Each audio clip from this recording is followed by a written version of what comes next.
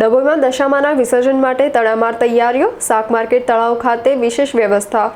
પવિત્ર દશામાના વ્રતની પૂર્ણાહુતિ અને મૂર્તિ વિસર્જનને હવે માત્ર 2 દિવસ બાકી છે, ત્યારે ડભોઈ નગરપાલિકા દ્વારા તડામાર તૈયારીઓ શરૂ કરવામાં આવી છે. ચીફ ઓફિસર જય કિશન તડવીની વિશેષ પહેલ હેઠળ આ વર્ષે અલગ કૃત્રિમ તળાવના બદલે મધ્યમાં આવેલા ઐતિહાસિક શાક માર્કેટ તળાવ ખાતે જ વિસર્જનની વ્યવસ્થા કરાઈ છે. ભક્તોની સુવિધા અને સુરક્ષા માટે તળાવ પરિસરમાં સઘન સાફ સફાઈ અને રાત્રિ માટે ફ્લડ લાઇટ્સની પૂરતી વ્યવસ્થા કરાઈ છે. અકસ્માત નિરાવવા ઘાટ પાસે તળાવ બેરિકેડિંગ તેમજ તરવૈયા અને પાલિકા સ્ટાફને ખડે પગે તૈનાત કરવામાં આવ્યા છે.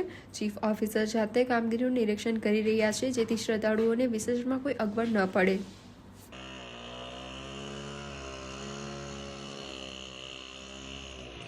બીજું સાહેબ કટારિયા સાહેબ, આપણે ખરેખર ડભોઈ નગરની જનતાને છે ને જાગૃત કરો. મેમાં ફાળો વડોદરાના બધે થઈ રહ્યું છે.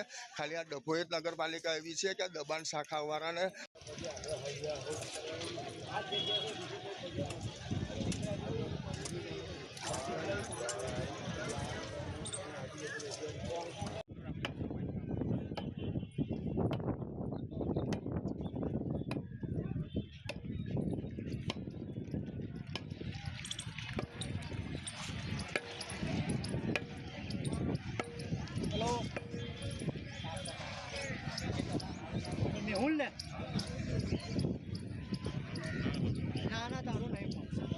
ઓછી છે. આ ગંદકી ઓછી છે. કાયદેસર મહેમત આપી દો ને એમને. લારીઓ વાળા આ ધંધાવાળાના છે. આ રોગચાળો ફાટી નીકળશે તો જવાબદાર વ્યક્તિ કોણ છે?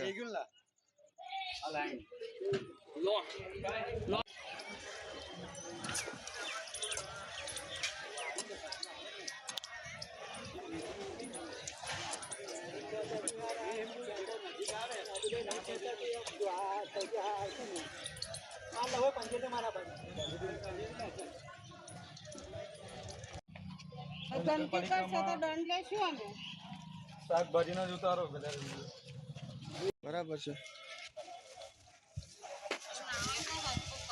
કરી રહ્યા હતા ગંદકી, તો પછી એ શું કામ?